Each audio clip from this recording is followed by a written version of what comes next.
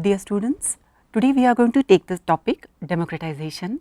In India, democratic values are concerned with sovereignty of the people in accordance with the principle of constitutionally guaranteed political equality among citizens, and they are independent enough to express their own views as they have right to expression. Hence, democratization is defined as the process of leading and expanding democracy and to its consolidated and extend.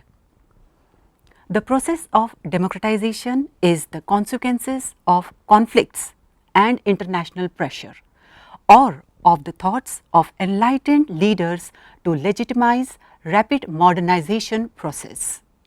Much of the recent democratization has been processed through negotiations and various aspects within the political, military and economic conditions. It is now essential to expand the limited definition of democracy, but because of the dynamics of democratization, it is an altogether different concept. As the enlightened and developmental elites and their negotiations are certainly important, but because there is also much to the result which indicates that popular demands and strength are often fundamental. The process of democratization involves a smooth, often peaceful and non-violent changeover from authoritarianism or semi-authoritarianism and totalitarianism to a democratic political system having certain well recognized inbuilt features, such a rule by the people, universal adult suffrage, regular elections held at periodic intervals to elect representatives to the national and state legislatives, as well as urban and rural bodies, rule of law, a civil society, guaranteed liberty, equality, justice, constitutionally recognized and protected fundamental rights and duties, a constitutional government, accountability to the people, and above all, an impartial and independent judiciary. An authoritarian or autocratic state has a proximity to totalitarianism, and an authoritarian regime is well known for its restricted liberty for the people, absence of a recognized opposition and other parliamentary institutions, a controlled constitution and a squeezed freedom of press. Justice in authoritarianism is a misnomer. It is never impartial and independent. In authoritarian regime, power to rule stays with a small group of people who are either a small group of military top officials or regimented party high command. Besides the military top official and bureaucrats in one party, possibilities are there to incline towards authoritarianism. Even instances are found in history that military men like Ataturk may carry out deep cultural revolutions in any authoritarian regime. Deviant democratization. India is not only the world's most populous democracy, it is also a deviant democracy. The success of its democratic transition and consolidated democracy has confused many scholars of democratization. It is essential to examine the period of democratic transition and in particular the background to independence, the influence of British colonial rule, the adoption of the constitution in 1950 and the role of army to understand democratization. It is important to understand the process of democratic consolidation, attempting to explain the development of democratic institutions and practices. It highlights the special role of the ideology and leadership of India's premier party, the Indian National Congress. Some of the major factors which have affected democratization process in India are: number 1, wealth. The experts of democracy believes and justify the stand that economically rich countries are more democratic than the poor ones, and they further claim that if a country is economically prosperous, their process of democratization is rapid as compared to economically less developed countries. The second point, economic structure. A well structured economy builds a process of democratization. The view of scholars that democracy and capitalism coexist peacefully has been no doubt vehemently contested by Marxists, whose views are against both capitalism and democracy as enemies of proletariat.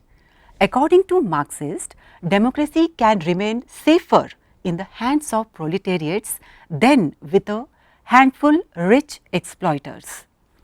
The third point, the socialists have their own arguments too. They believe that democracy can be successful in the hands of the middle class, who are less power hungry compared to the upper class, who habitually resort to unfair and undemocratic means to stay in the hot seat of power. Number 4, process of democratization. It requires a healthy civil society, including non-governmental organizations, voluntary agencies, academia, intelligentsia, and human rights organizations. These agencies generate among people a sense of dedication and service to the community, a sense of unity, commonness, and sacrifice. Point number 5 says homogeneity of population. Homogeneity of population accelerates democratization process. Democracy is unsafe and unsecure. When nation's population is split and divided on the basis of enmity, culture, religion, caste, language, and gender inequality. A heterogeneous population generates varied interests which every section tries to satisfy the best, thus giving democratization process a death blow. Point number 6, culture is a good promoter of democratization process. It is true that multicultural society weakens democracy owing to inter and intracultural diversity and conflict. Point number 7, a tradition of democratic ideals and values. It encourages democratization process. Democratic ideas grow spontaneously but slowly. It has a steady evolutionary growth. A mature democracy provides better guidelines to the newborn democratic countries for better and faster democratization. Point number 8, it is also argued by a section that foreign investment and foreign intervention promote and foster democratic spirit and values. But this view is countered by others who claim that democratic ideals and values can never be learned through imposition from outside. Rather, the democratization process has to be practiced within from bottom to top of from grassroots level. Democratization process has to be participatory at the ground level for a successful democratic superstructure. Democratization in India, it is regarding the national story. The colonial empire of British India stretched across what is today India, Pakistan and Bangladesh. In practice, British India was a patchwork of two kinds of governance patterns: direct rule, in which the British directly established colonial institutions of governance, and princely rule, in which semi-sovereign rulers maintained their rights to govern under the ultimate suzerainty of the British. Events during colonial rule had important consequences for the timing of an opposition government by determining whether political competition was well established, when India's dominant political party, Congress, came into national power upon independence. In the late 19th century, Congress was an urban and upper caste movement which began to take up the cause of limited self-representation within the colonial government. Over the half of the 20th century, this movement transformed itself into a national independence movement that contested colonial sponsored elections and later governed an independent India for several decades. By the terms of the 1919 colonial reform, national politics effectively became the sum of politics in British India's 11 provinces, the forerunner to Indian states. Within each of these provinces, the combination of separate electorates for a variety of minority communities, a rural bias is electoral system, a number of nominated legislative seats and an extremely limited franchise enabled the colonial government and its allies to effectively retain control of what the colonial regime euphemistically called representative government. The British colonial government held two sets of pre-independence elections within direct rule states in 1936 to 37 and in 1945 to 46.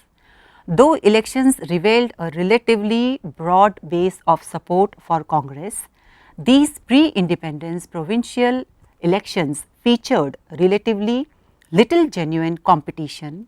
In many provinces, Congress faced either total opposition or none at all.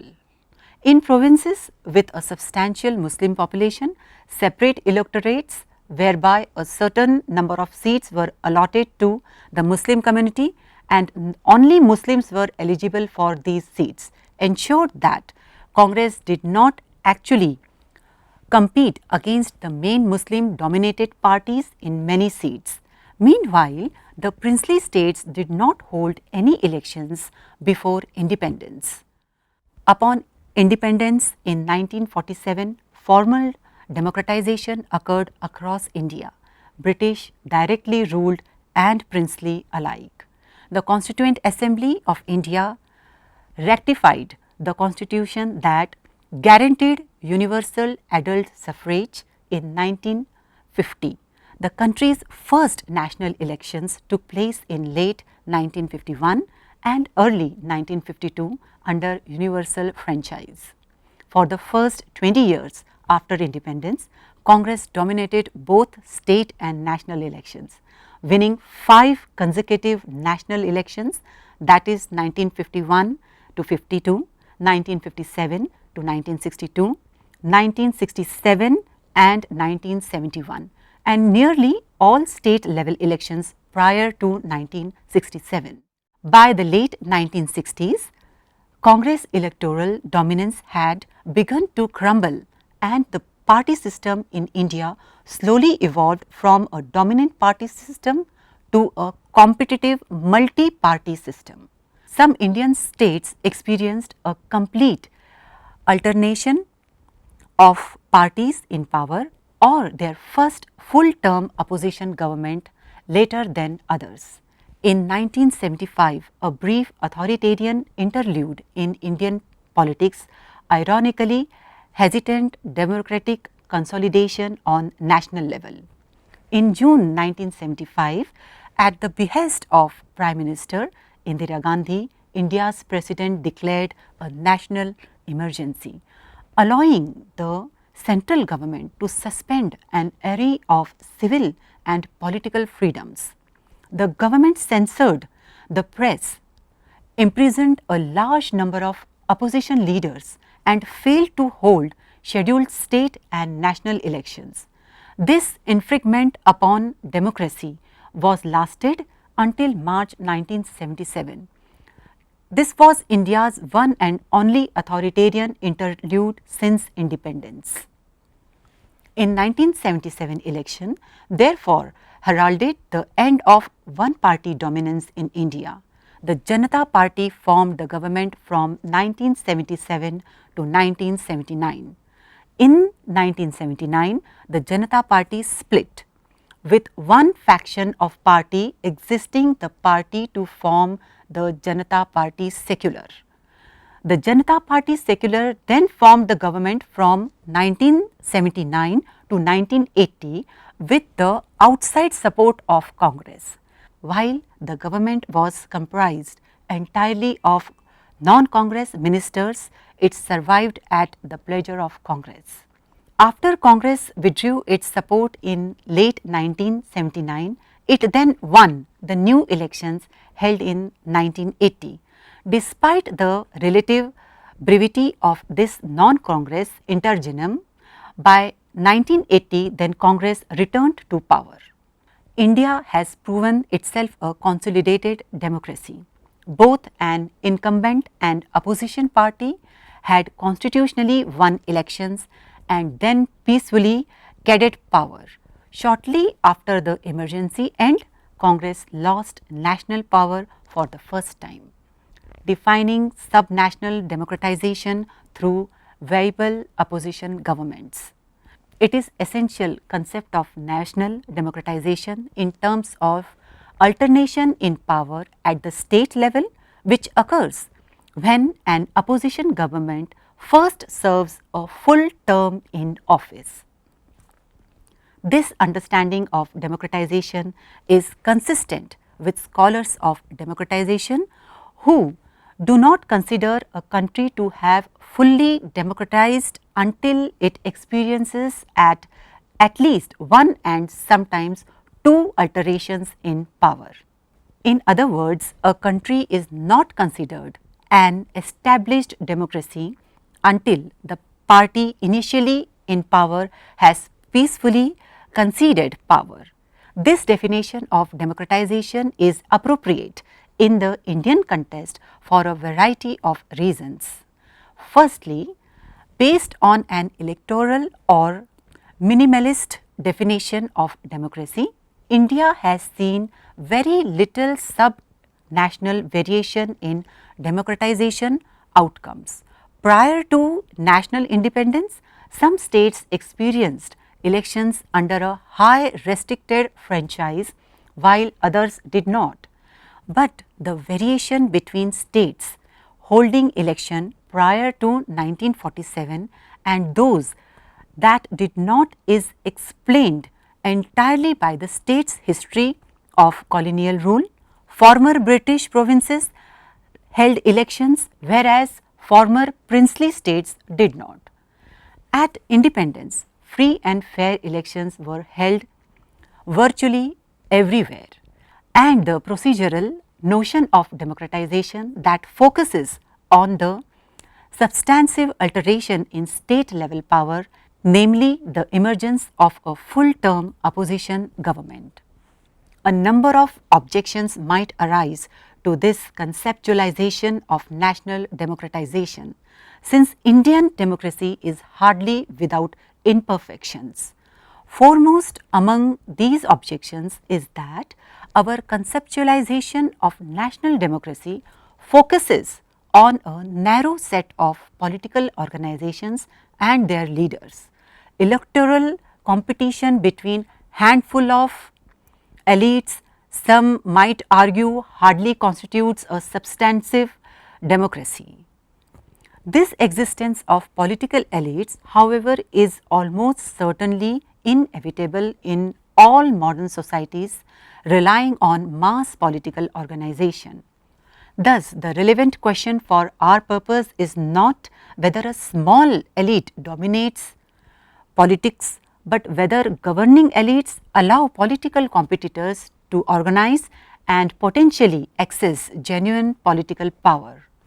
Indeed, as Jefferlot has argued, the institutionalization of procedural democracy in India was a necessary requisite to the gradual but appreciable socio-economic democratization of India's governing classes.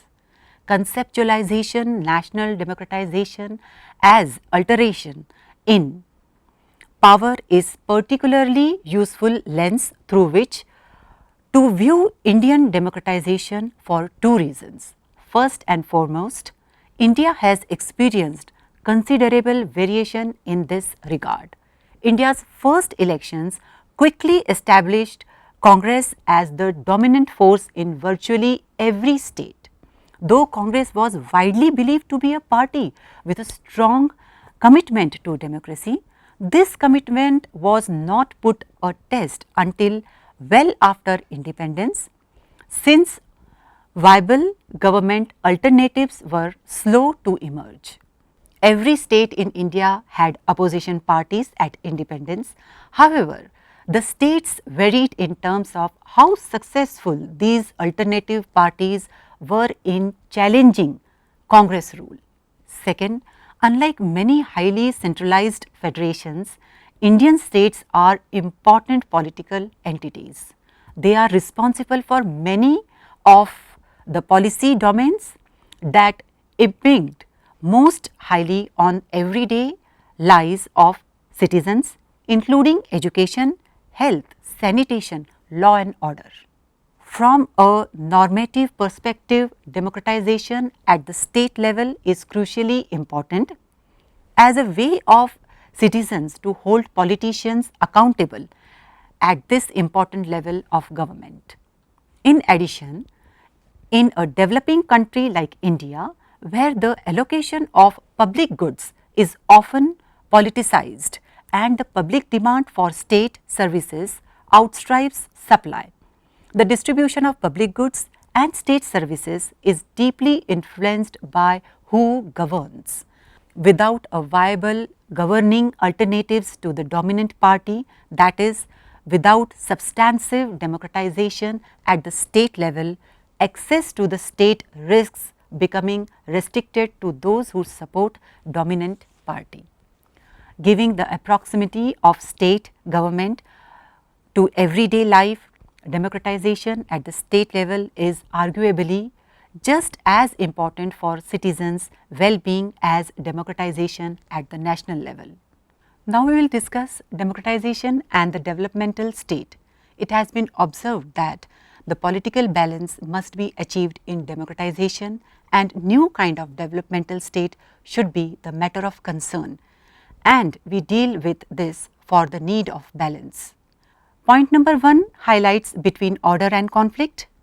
Point number 2, between the pursuit of self-interested, personalized politics and institutionalization.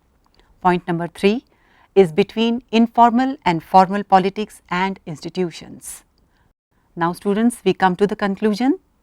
It states that the greatest expectations to the otherwise fairly uniform pattern of subnational democratization are states facing pressing internal security concerns. In the past, the most obvious examples of state whose security situations undermined democracy were Assam, Punjab and Jammu and Kashmir, where insurgent violence promoted the periodic suspension of elections. Today's India's sparsely populated northeast, with its many long-running, low-intensity insurgents, represents the most glaring enclave of authoritarian in India.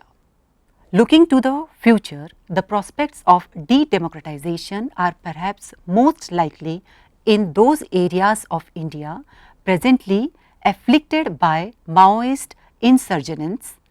Zones of insurgent conflict have been the only places in India in the last 30 years where even the procedural definition of democracy has not been met. Violence disrupted national elections in Assam in 1980 and forced their cancellation in 1989. State level elections in 1983 were of dubious fairness and the 1990 state elections were postponed for a year due to insurgent activity. In Punjab, state elections that ought to have been held in 1990 were initially postponed until 1991. Amidst high level of violence, both state and parliamentary elections were then postponed to 1992. Violence has had the greatest effect on elections in Jammu and Kashmir. After state elections in 1987 and national elections in 1989, the eruption of insurgency led to the cancellation of elections until 1996. When elections finally took place in 1996, observers roundly dismissed them as neither free nor fair. Subsequently, turnout in 1999, parliamentary polls were less than 20% in 2 of the parliamentary seats in the Kashmir Valley. A semblance of electoral normalcy returned to the state in the early 2000s after more than a decade of suspended democracy. While concerns about voters' intimidation and threats to candidates marred the 2002 elections, polling itself was generally considered fair, marking the first time in 15 years that a fair election had been held in the state level. In 1992, a massive deployment of security forces eventually ensured a relatively peaceful polling process. However, the major Sikh-dominated parties, that is, most factions of the Akali Dal, boycotted elections, leading to exceedingly low turnout. Thank you.